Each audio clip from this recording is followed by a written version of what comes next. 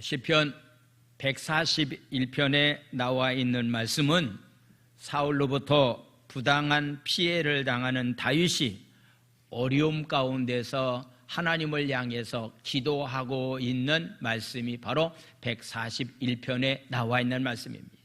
적어도 10여 년 동안에 13년 동안에 사울왕에게 어떤 면에서 쫓기는 그런 신세가 되었을 때에 상상할 수 없는 고통이 다윗에게는 있었습니다. 그런 고통 가운데서도 하나님께 하나님의 은혜를 생각하고 자신의 영혼을 반성하고 자기가 직접 복수하지 않고 하나님께서 갚아달라고 하면서 기도하고 있는 그런 모습을 보게 됩니다. 오늘 저는 힘들고 어려운 상황이 우리 가운데 찾아왔을 때 하나님이 가까이 계심에도 불구하고서 하나님이 멀리 계신 분 것처럼 우리가 느끼고 그런 상황이 처해 있을 때에 과연 우리가 어떻게 삶을 살아가야 될 것인가 라고 하는 그런 말씀을 드리겠습니다. 인생을 살다 보면은 우리에게 악한 감정을 가지고 우리를 공격해서 해를 입히려고 하는 그런 사람들을 우리는 종종 만나게 됩니다. 이럴 때 우리는 어찌할 바를 몰라서 공포에 휩싸일 때도 있고 하나님이 안 계신 것처럼 느끼게 되고 저런 악한 사람들을 왜 하나님이 그냥 놔둘까? 하나님께서 그들을 처벌해 주지 무엇 때문에 그런 사람을 그냥 놔둘까라고 하는 그런 생각 가운데서 우리가 삶을 살아갈 때가 많이 있습니다. 이럴 때 우리는 과연 어떻게 해야 될 것인가 라고 하는 그런 말씀입니다. 저도 목회하는 현장 가운데서 여러분들도 삶을 살아가는 현장 가운데서요 상상할 수 없는 도저히 이해가 되지 않는 그런 일들이 삶의 현장에 일어날 때가 있습니다. 과연 이럴 때 우리가 어떤 자세를 가지고 하나님과의 관계, 나를 해하려고 하는 사람과의 어떤 관계를 유지하면서 삶을 살아가느냐라고 하는 것은 참 중요합니다. 먼저 다윗은 이런 상황 가운데서 하나님 앞에 기도했다라고서 말씀하고 있습니다. 1절과 2절에 나와 있는 말씀을 보겠습니다. 1절 말씀, 여호와여 내가 주를 불러싸오니 속히 내게 오시옵소서. 내가 주께 부르짖을 때에 내 음성에 귀를 기울여 주소서라고서 먼저 하나님 앞에 기도했습니다. 사울왕에게 쫓김을 당하는 그 기간이 10년, 13년이라고 하는 긴 세월 가운데 당장 어떤 문제가 해결되지 않는 가운데서 오랫동안 힘들고 어려운 가운데 있었지만은 하나님께 부르짖어 기도했다라고서 말씀하고 있습니다. 그래서 그가 기도하면서 이런 마음을 가지고 기도했습니다. 하나님의 응답이 이렇게 오기를 원하는 마음을 가지고서 오늘 2절은 이렇게 기도했습니다. 2절 말씀, 나의 기도가 주의 앞에 분향함과 같이 되며 나의 손드는 것이 저녁 제사같이 되게 하소서라고서 이렇게 말씀하고 있습니다. 다윗은 하나님 앞에 간구하면서 분향하는 것처럼 내가 기도합니다 라고서 말씀하고 있습니다. 레위기 16장 11절에서 13절까지 나와 있는 말씀, 이스라엘 민족들이 성전 안에서 성소에서 하나님 앞에 제사를 드릴 때에 어떻게 제사를 드리는 방법을 이렇게 말씀하고 있습니다.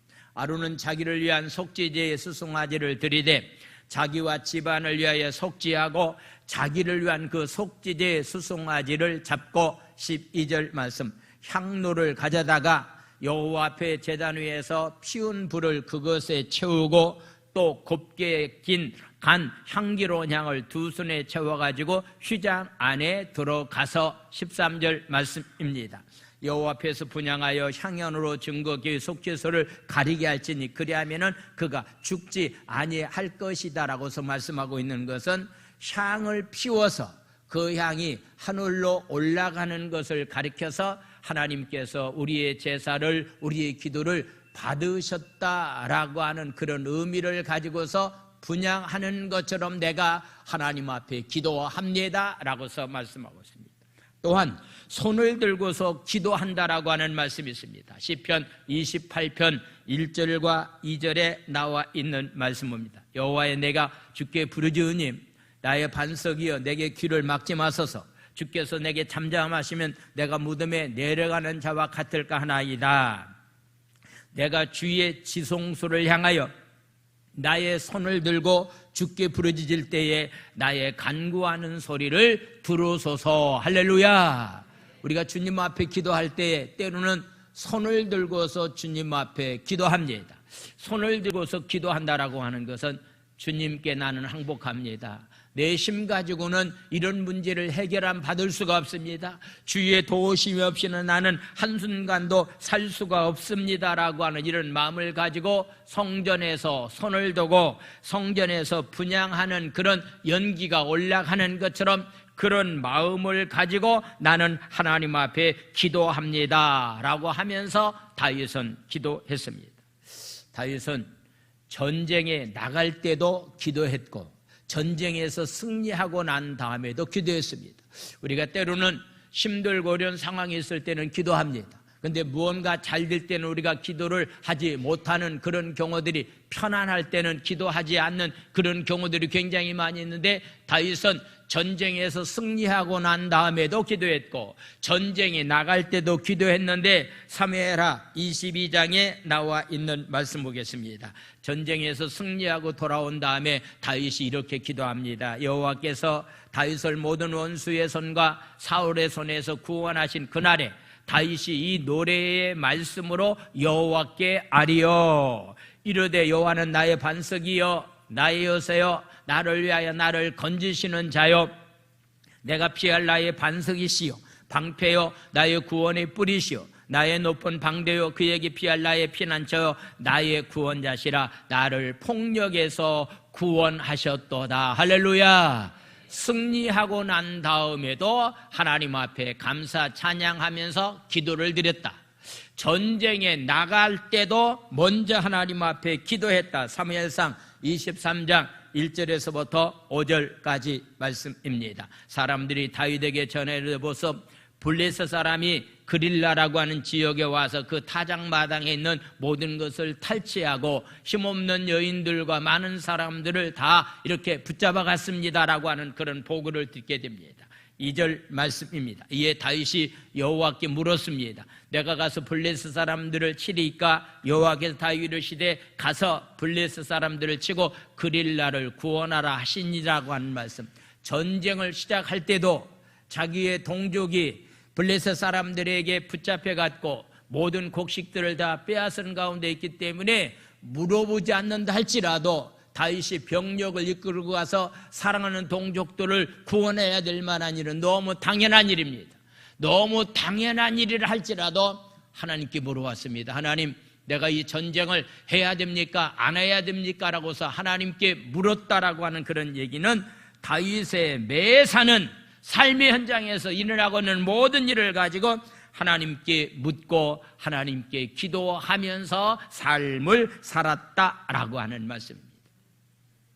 여러분들이 하루의 삶을 시작하면서 어떤 마음을 가지고 시작하느냐라고 하는 굉장히 중요합니다. 적어도요, 아침에 일어나서 새벽 예배 나온다면 더욱더 중요하겠지만은 좋겠지만은요, 여러분들이 하루를 위해서 하나님 앞에 기도해야 됩니다.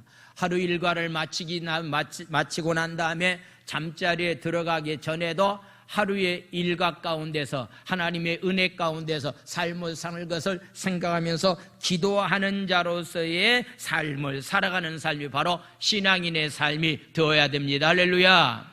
많은 사람들이 어려움은 당했다고 말하고 있는데 기도하지 못하는 그런 경우들이 삶 가운데서 많이 있는 그런 모습을 보게 됩니다. 오늘도 꼭 주님 앞에 나와서 예배 드리고 기도해야 될 만한 꼭 한 분을 내가 기억하고 있는데 오늘 나오지 못했습니다. 굉장히 지금 힘들고 어려운 상황 가운데 있음에도 불구하고서 예배를 참석하지 못하고 하나님 앞에 부르짖어 기도하지 못한다고 한다는 것은요, 너무 안타까운 그런 마음이 저는 들고 있고 본인 자신들도 좀 그런 마음을 가지고 하나님 앞에 부르짖어 기도해야 될 텐데 전혀 기도가 없는 가운데서 염려와 근심 가운데서 삶을 살아가는 사람들의 생각보다도 너무 많이 있다라고 하는 그런 얘기입니다.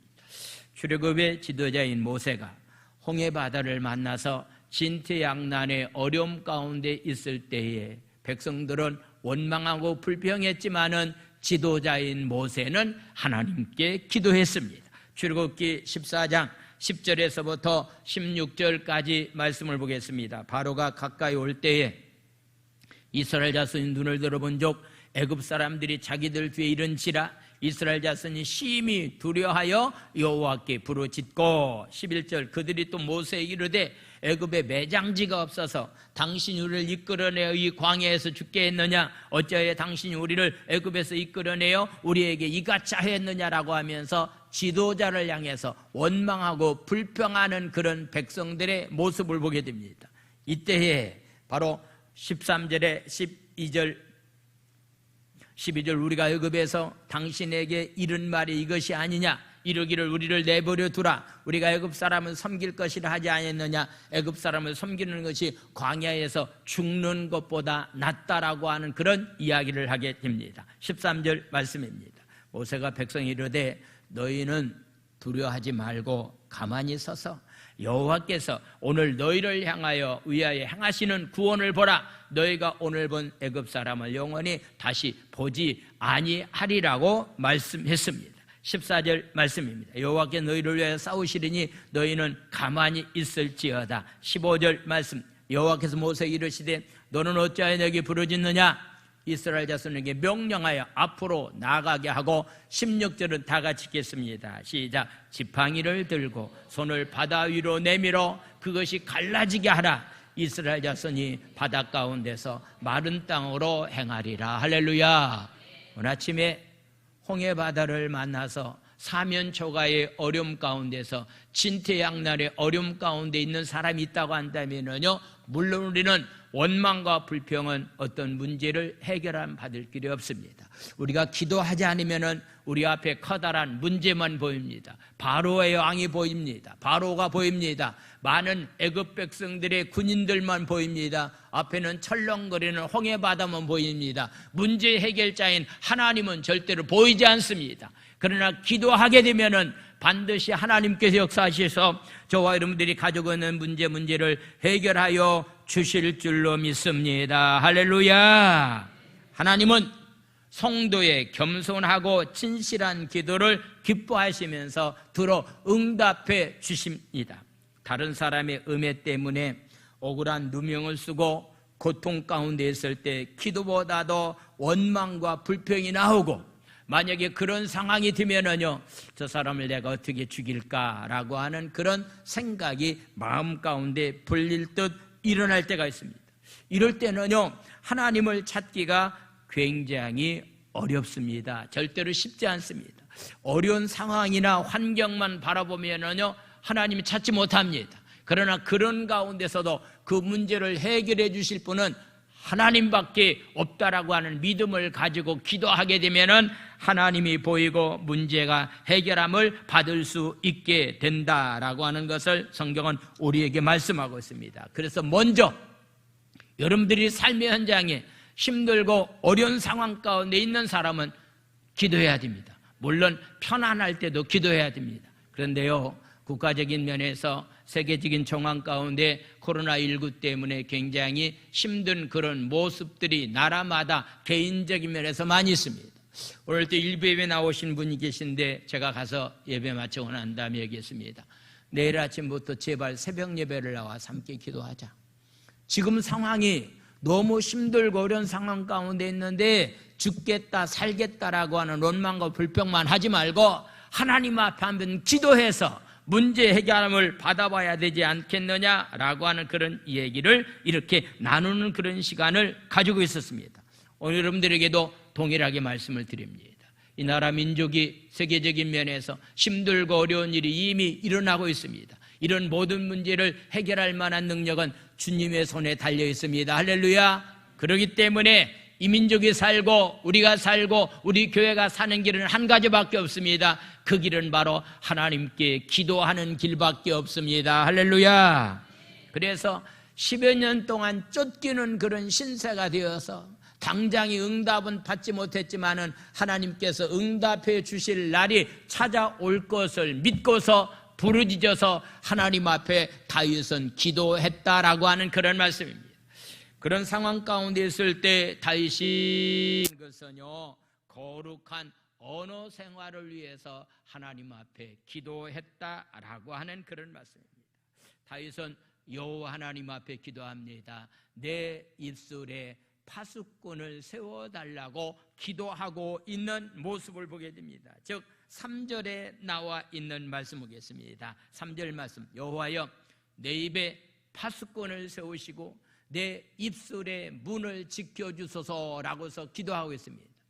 힘들고 어려운 상황이 우리에게 찾아오게 되면은요 누구 때문에 그렇게 되었다라고 얘기하게 되고요 원망과 불평하는 그런 일들이 삶 가운데 일어날 수밖에 없고요 마음 가운데서는 분노가 일어나서 참을 수 없는 상황이 우리 가운데 찾아오게 될 때에 우리가 하나님 앞에 기도해야 될 것이 하나 있다고 한다면은 그런 상황 가운데 하나님 내 입술에 파수꾼을 세워달라고 함부로 원망하거나 불평하거나 누구 때문에 그렇게 되었다라고 말하지 않도록 내 입술에 파수꾼을 세워달라고 기도하고 있는 다윗의 모습을 보게 됩니다.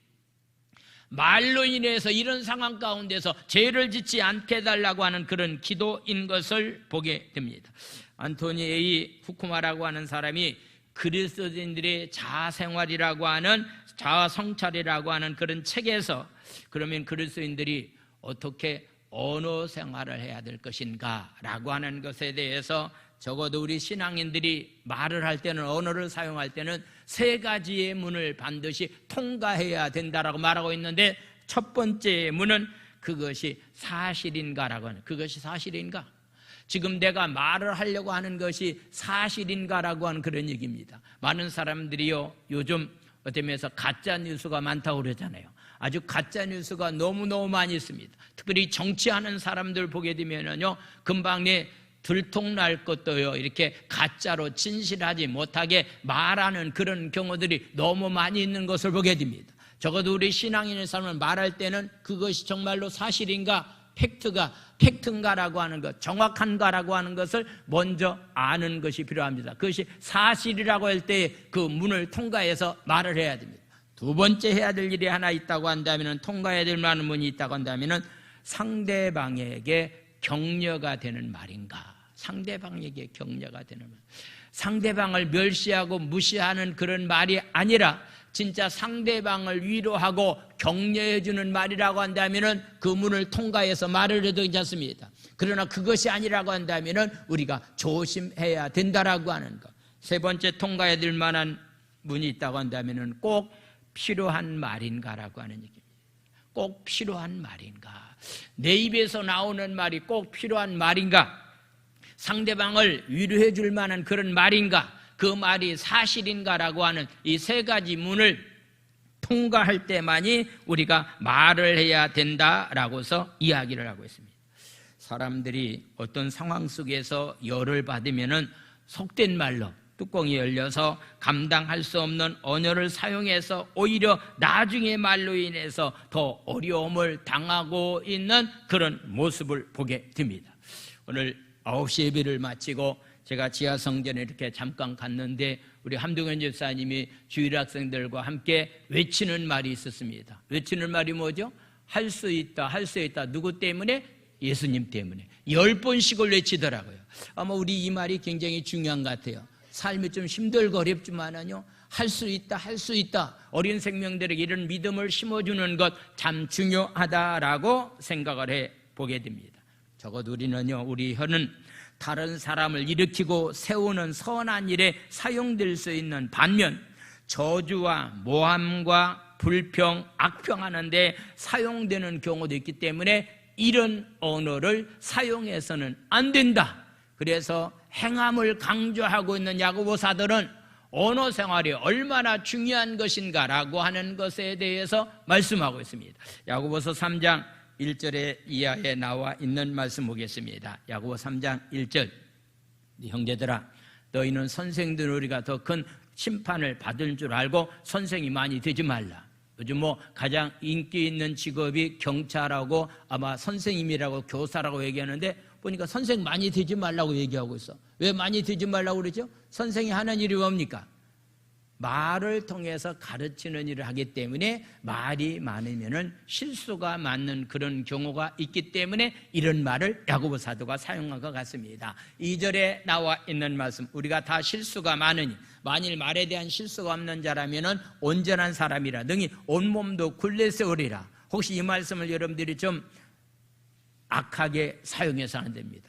다 말에 실수가 있다고 하는데 나도 말을 실수했기 때문에 그냥 넘어가면 안 되겠느냐라고 하는 식으로 이 말을 사용해서는 안 됩니다. 다 우리는 말에 실수는 있습니다. 말에 실수가 없는 사람만이 온전한 사람이 될 수 있다라고 이렇게 말하고 있습니다. 3절에 나와 있는 말씀 보겠습니다. 우리가 말들이 입에 재갈 물리는 것은 우리에게 순종하게 하려고 그 온몸을 제하는 것이다. 이 말이 얼마나 중요한 것인가에 대해 지금부터 이야기를 하고 있습니다.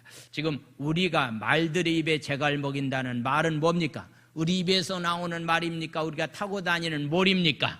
제주 사람만이 정확하게 표현할 수 있는 몰입니다. 몰. 말이 아니라 몰입니다. 몰.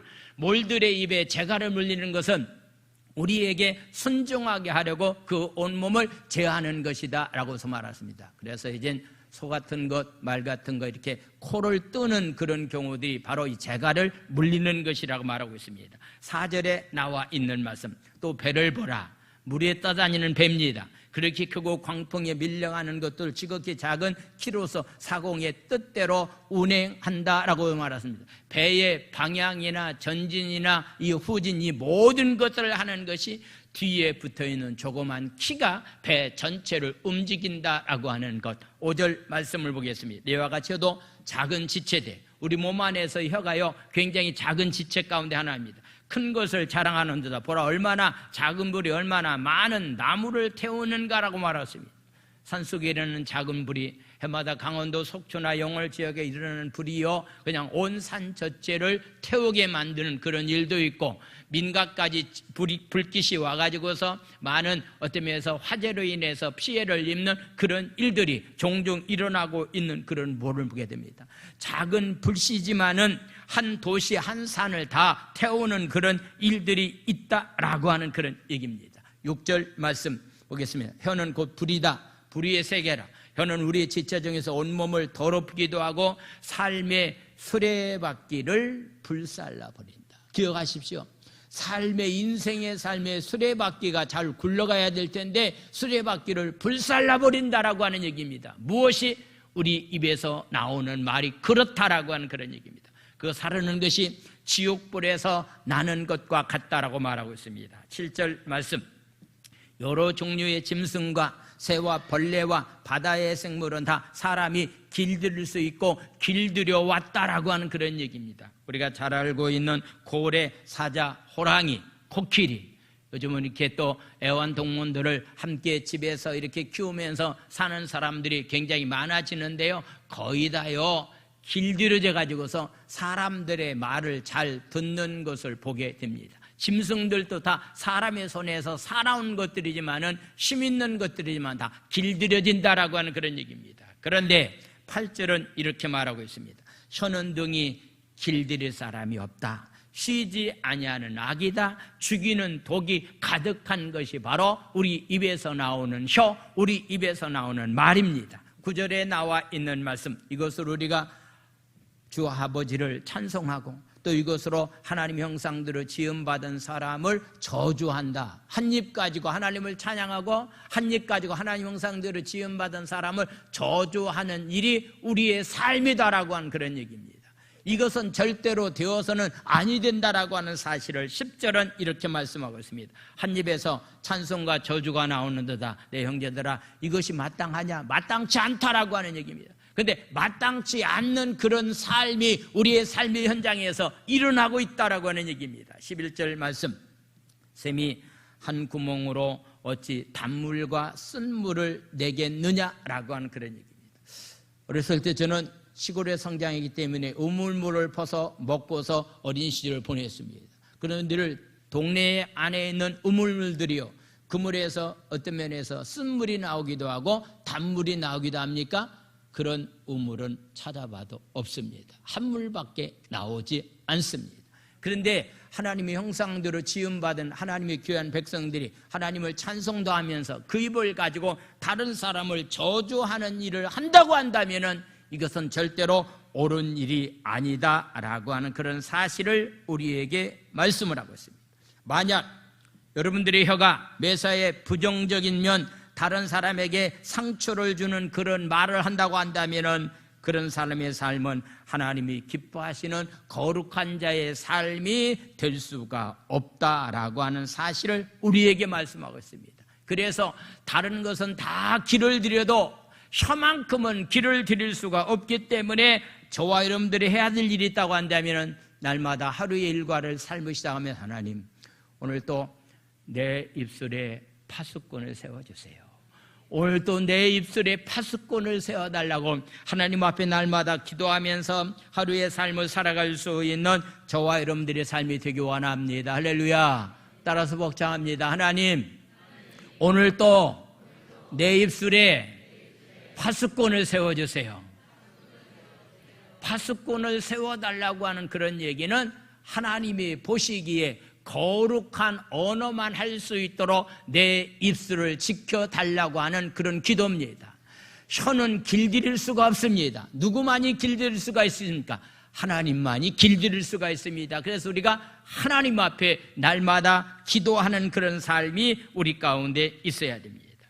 안타깝게 요즘 청소년들의 언어는요, 욕이 아니면은 이야기, 대화가 되지 않는다라고 여러분들 아시죠? 욕이 아니면 젊은이들이요, 학생들이요, 대화를 할 수가 없다라고 하는 그런 얘기입니다. 요즘 시대를 가리켜 말하기를 포스트 모더니즘이라고 얘기합니다. 포스트 모더니즘이라고 하는 얘기는 자기가 하고 싶어 하는 대로 그냥 내버려둬라. 하나님 없이 자기가 하고 싶은 대로 그냥 내버려 두라고 하는 그런 시대가 바로 오늘날의 시대입니다. 그래서 생각지 않는 끔찍한 일들이 왜 일어나고 있느냐 묻는다고 한다면 자기가 하고 싶은 대로 하게 내버려 두기 때문에 그런 일들이 일어나게 된다라고 하는 그런 얘기입니다. 기준이 없습니다. 적어도 신앙인들의 삶의 기준은 하나님의 말씀입니다. 하나님이 기준입니다. 그런데 그런 기준이 없이 자기가 생각하는 대로 마음대로 살아갈 수 있도록 내버려 두라고 하는 그런 얘기입니다. 마치 사사시대 때의 삶을 성경을 말하고 있는데 자기의 소견대로 삶을 살았다. 그 결과로 인해서 하나님의 무서운 심판이 사사시대 때에 임했던 것처럼 오늘날 많은 사람들이 가지고 있는 생각은 자기가 기준입니다. 자기의 판단을 가지고 결정합니다. 적어도 우리 신앙인들의 판단의 기준은 하나님의 말씀입니다. 하나님입니다. 하나님 빼놓고 무언가를 하려고 하고 있기 때문에 지금 문제가 되고 있는 그런 모습을 보게 됩니다. 차별금지법에 대해서, 포괄적인 차별금지법을 왜 반대해야 되느냐라고 하는 것에 대해서 지난주 금요일 날 저녁에 우리가 영상물을 통해서 보았습니다. 정말 이번만큼은 통과해서는 절대로 아니 될 만한 일입니다. 왜냐하면 하나님의 법을 무시하는 그런 행위이기 때문이다라고 하는 그런 얘기입니다. 그래서 이를 위해서 여러분들이 좀 기도할 만한 때이기 때문에 그런 기도의 삶이 우리 가운데 있어야 됩니다. 성도들의 삶은 개인의 언어 생활뿐만 아니라 우리 문화 속에서 이런 오염된 언어가 깃들지 않도록 깨어서 기도하는 그런 삶이 우리 가운데 있어야 된다라고 하는 그런 말씀입니다. 그러면서 힘들고 어려운 가운데 피난길에 있었던 다윗은 하나님 앞에 이런 기도를 드리고 있습니다. 오늘 저도 여러분들에게 좀 이 기도만큼은 빠지지 말고서 우리가 하나님 앞에 드려야 될 만한 기도라고 생각이 되어집니다. 4절에 나와 있는 말씀입니다. 어떤 기도를 했는가? 내 마음이 악한 일에 기울어 죄악을 행하는 자들과 함께 악을 행하지 말게 하시며 그들이 진수성찬을 먹지 말게 하소서. 악한 사람들이 차려놓은 진수성찬은 뭡니까? 우리를 올무로 만드는 겁니다. 악한 사람들이 좋은 음식을 차려놓고 이거 먹으면 굉장히 맛있겠다라 우리를 유혹한다 할지라도요, 넘어가지 말아야 됩니다. 왜냐하면 그것이 올무가 되어서 결국은 죄악 가운데서 헤어나지 못하는 그런 결과를 가져오는 그런 일들이 있기 때문입니다. 잠언서 5장 3절에 나와 있는 말씀이니까 음녀의 입술은 꿀을 떨어뜨리는 것과 같다. 우리를 죄를 짓게 만드는 음녀가 우리에게 꿀을 준다고 한다면 바로 그의 입술은 꿀을 떨어뜨리는 것과 같다. 요즘 날씨가 더운데요, 시원한 물에다가요 맛있는 꿀을 타서 먹으면요, 저도 꿀을 굉장히 좋아하거든요. 단 것을 굉장히 좋아합니다. 얼마나 시원한지 모릅니다. 그런데 음녀가 주는 그 입술은, 음녀 입에서 나오는 입술은 꿀을 떨이는 것처럼 단 것처럼 보이지만은 결국은 그 길이 죽음의 길이고 사망의 길이다라고 하는 것을 말하고 있습니다. 그래서 시편 기자는 시편 말씀을 시작하면서 복 있는 자의 삶이 어떤 삶인가에 대해서 시편 1장 1절에서부터 2절까지 우리에게 이런 말씀을 하고 있습니다. 신앙인들의 복은 세상 사람들이 말하는 복과는 다릅니다. 적어도 우리 신앙생활들의 복은 신령한 복을 우리에게 말하고 있는데, 우리 마음 가운데 기쁨이 항상 차고 넘치는 것, 이것이 바로 우리 신앙인들이 가지고 있는 복 가운데 하나입니다. 필연적인 결과로 주어지는 것이 바로 신앙인들의 복입니다. 우연히 어떤 것이 주어졌다, 잔재주를 부려서 오는 것이 있다라고 한다면 꾸준한 경건의 생활에 열매를 맺어져야 될 텐데, 어떤 면에서 쉽게 하면은 복권이나 당첨해가지고서 큰 돈을 벌어서 헌금하겠다고 저한테 약속한 사람이 있는데요, 한 사람도 헌금한 사람이 없는 것을 보면은 복권에 당첨된 사람이 한 사람도 없는 것 같습니다. 그런 것들을 기대하면서 엉뚱한 가운데서 삶을 살아가고, 그런데 어떤 여러분들이 사업을 투자하는 그런 행위는, 이것은 신앙 안에서 절대로 복이 아니다라고 하는 얘기입니다. 그래서 우리는 실현적인 결과로 우리에게 주어진다라고 하는 것은 반드시 씨를 뿌리고 난 다음에 열매를 거둬야 된다. 땀을 흘리고 난 다음에 그 결과를 거둬야 되지, 엉뚱하게 여기에 투자하면은 엄청난 수확이 뒤따릅니다라고서 혹시 이야기하는 사람이 있으면은 다 사기꾼입니다. 은행 이자보다도 더 많은 것을 돈을 준다고 누가 요구한다고 한다면 물어보지도 마십시오.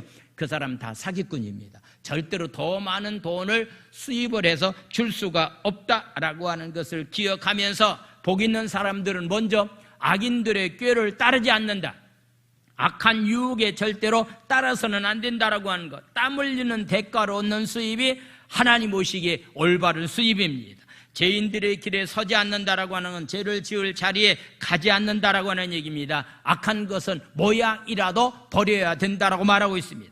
오만한 자리에 앉지 말라라고 하는 얘기는 하나님을 향해서 악한 말로 조롱하는 자가 있다고 한다면 이런 자리를 피하는 것이 진정한 신앙인의 영적인 복이다라고 해서 말씀하고 있습니다.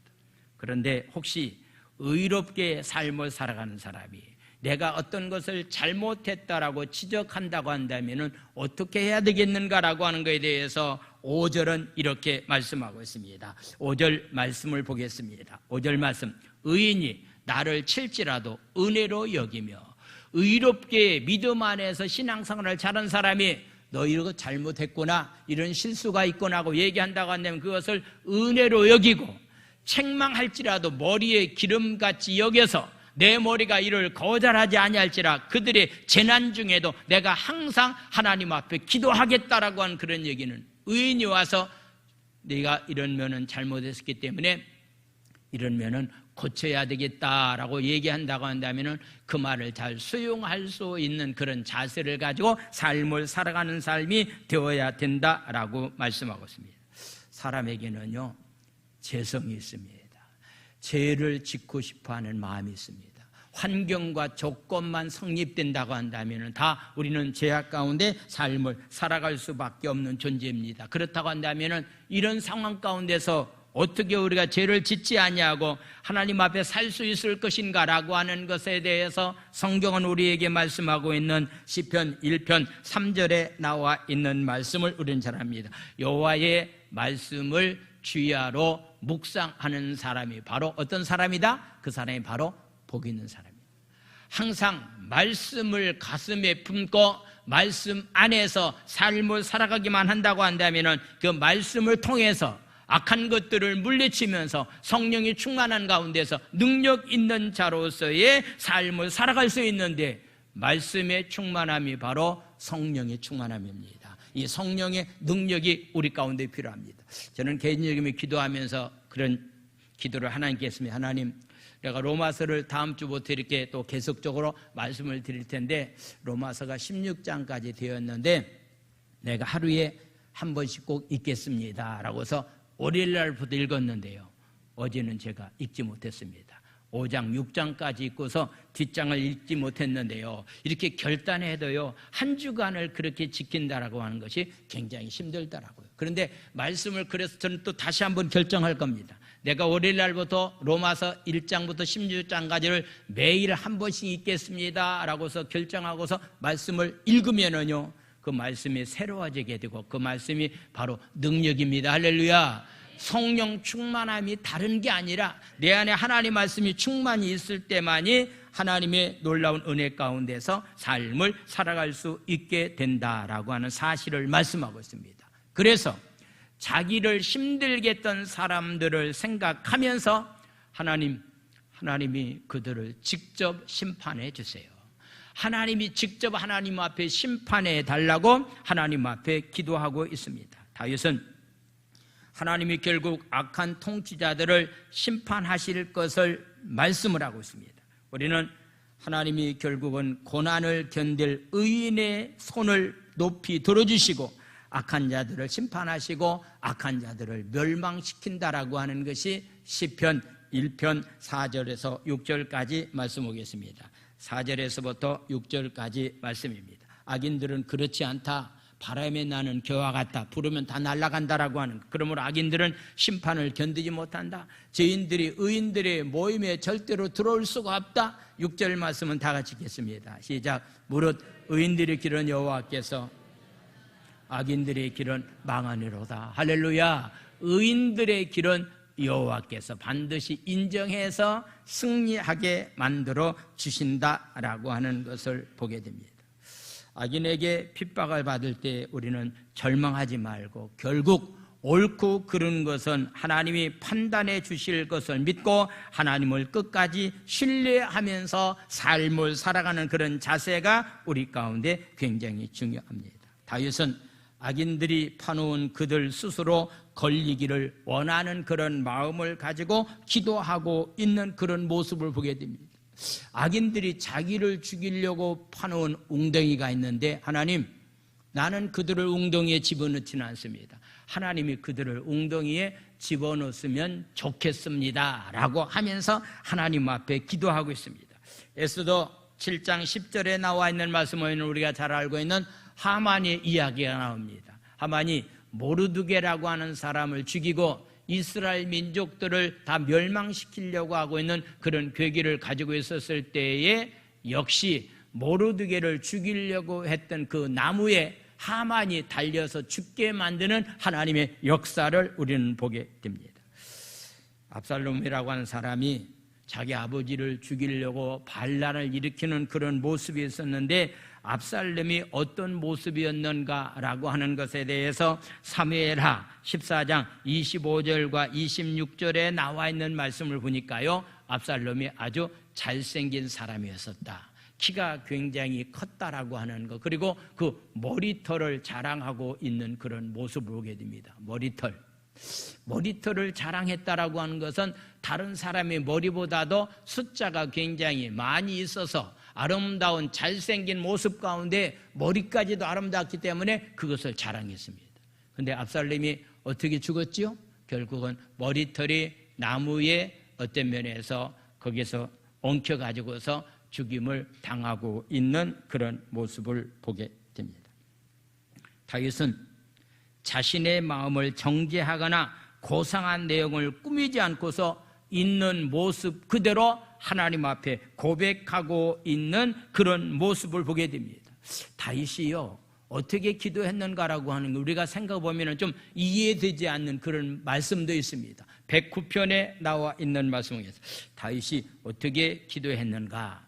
다윗이 내가 찬양하는 하나님이여 잠잠하지 마옵소서.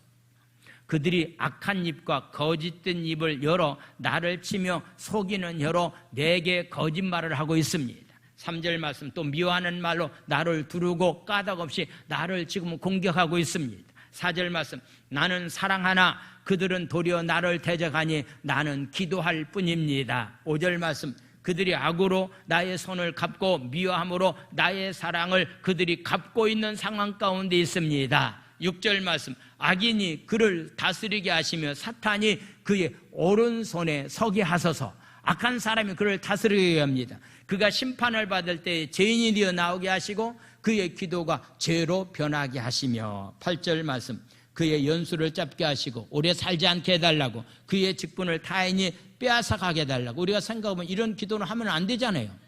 사람에게 이런 얘기하면 큰일 나죠.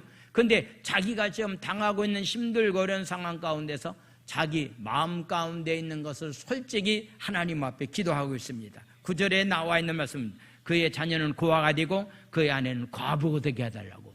여러분들 이런 기도하면 됩니까? 안 됩니까? 절대로 안 되죠. 근데 다윗이요, 너무나도 힘들고 어려운 상황 가운데이기 때문에 솔직히 자기의 심정을, 마음 가운데 있는 것을 하나님을 향해서 토로하고 있는 그런 모습을 보게 됩니다. 10절 말씀을 보겠습니다. 10절 말씀, 그의 자녀들은 유리하고 구걸하고 그들의 황폐한 집을 떠나 빌어먹는 자녀들이 되게 해달라고 기도하고 있는 거예요. 여러분들 이런 기도하면 됩니까? 안 됩니까? 근데 다윗은 이런 기도를 한 거예요. 왜 했을까라고 하는 것은 너무나도 견디기 어렵고 힘든 상황 가운데 있기 때문에 하나님 앞에 자기 마음을 그냥 쏟아놓은 거예요. 그랬더니 하나님께서 그런 기도를 들어주셨다, 받아주셨다, 수용했다라고 하는 것을 보게 됩니다. 비록 기도의 내용이 성숙하지 못한다 할지라도 상처와 분노, 억울함을 그대로 하나님께 드러내면서 치유받는 그런 삶이 우리 가운데 있어야 된다라고 하는 사실을 우리에게 말씀하고 있습니다. 말씀 마치겠습니다. 힘들고 어려운 상황 가운데 있을 때 하나님이 멀어진 것처럼 느껴질 때 우리가 어떻게 행동해야 될 것인가라고 하는 세 가지 말씀입니다. 첫 번째는 하나님께 나아가서 기도하다. 두 번째는 거룩한 언어 생활하자. 세 번째는 하나님께 모든 것을 맡기면서 하나님의 심판을 기다리는 자로서의 삶을 살아가는 삶이 되자. 오늘도 이 말씀을 가지고서 우리 주여 삼창한 다음에 우리 통성으로 부르짖어 기도합니다. 주여, 주여, 주여. 하나님 아버지 감사를 드립니다. 다윗이 하는 10여 년 동안에 하나님 피난길에 다니면서 상상할 수 없는 어렵고 힘든 일이 그에게 있었지만은 그런 가운데 하나님 앞에 하나님 기도했습니다. 부르짖어 기도했습니다. 하나님 아버지, 우리 하나님 어떤 상황이 우리에게 벌어졌을 때 원망과 불평하지 않게 되고 먼저 하나님 엎드려서 기도함으로 말미암아서 문제 해결자는 하나님 만남으로 말미암아서 해결을 받는 귀한 역사가 삶의 현장에 나타날 수 있도록 하나님 아버지여 은혜를 하나님 아버지 허락하여 주시옵소서. 그런 상황 가운데 있을 때 하나님 우리 입술에 파수꾼을 세워주셔서 하나님 원망과 불평의 말을 하지 않게 도와주시고 긍정적인 말로 선포하게 하나님 도와주시고 아버지 하나님 아버지 내 마음 가운데 있는 하나님 악한 것들을 하나님 물리쳐 주시고 날마다 내 입술에 파수꾼을 세워주세요. 내 입술에 하나님 아버지 파수꾼을 세워주시옵소서. 내 입술에 하나님 아버지 파수꾼을 세워주시고 내가 그거 해결하지 못합니다. 내 마음을 하나님 앞에 토로합니다. 내놓습니다. 하나님 아버지 하나님께서 그 문제를 해결해 달라고 하나님 앞에 하는 모든 것을 맡겼던 것처럼 그런 믿음을 가지고 하나님 삶을 살아가는 자들이 다 될 수 있도록 하나님 아버지 은혜와 자비와 공유를 하나님 우리에게 하나님 아버지여 허락하여 주시옵소서. 하늘이 하나님 아버지를 찬양합니다. 하나님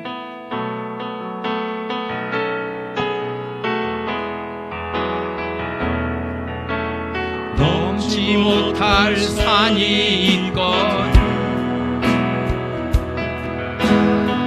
주님께 맡기세요.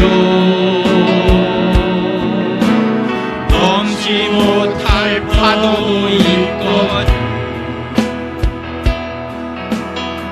주님께 맡기세요.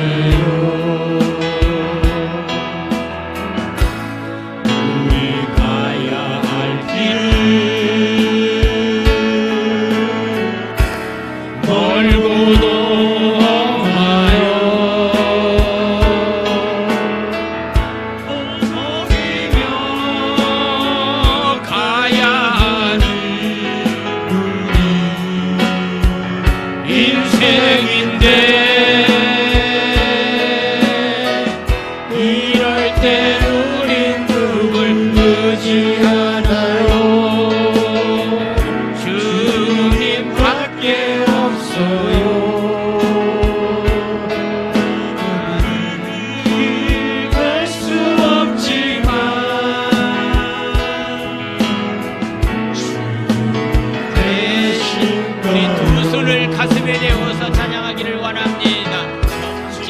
못할 분노이 주님께 맡기세요. 주님께 맡기세요. 참지 못할 슬픔이 또한 주님께 맡기세요. 우리 살아갈 길 눈물의 골짜기 내 힘으로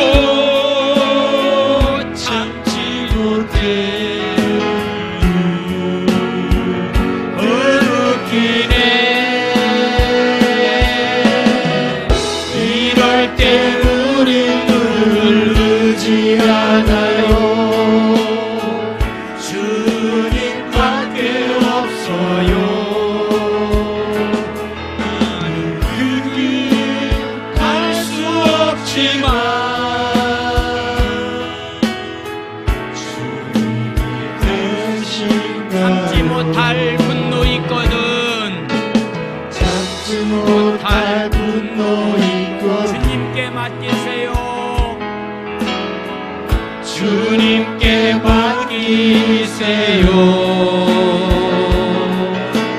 참지 못할 슬픔이 있거든. 주님께 맡기세요. 주님께 맡기세요. 우리 두 손을 높이 들고 하나님을 찬양합니다.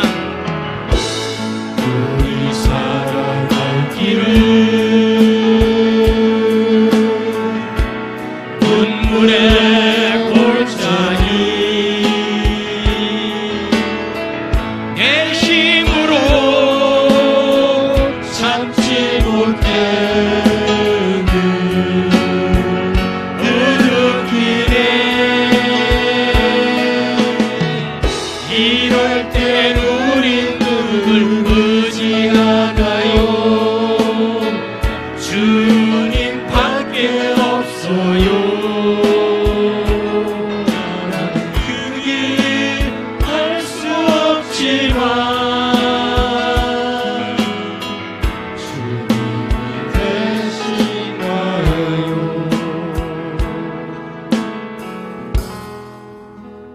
고마우신 예수님, 다윗은 사울에게 쫓김을 당하는 가운데서 피난길에 있었지만은 10여 년 동안 그런 상황 가운데서도 하나님께 인내하면서 기도했습니다.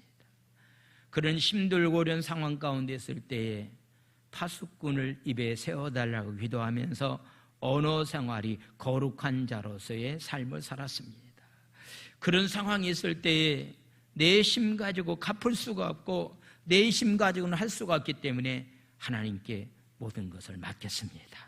하나님, 다윗이 가지고 있는 그런 신앙, 다윗이 가지고 있는 그런 믿음을 가지고 하나님, 이 거칠은 광야길 가는 동안에 서로 위로해주면서 격려해주면서 삶을 살아갈 수 있는 귀한 삶들이 다 될 수 있도록 주님이 은총을 허락하여 주시옵소서.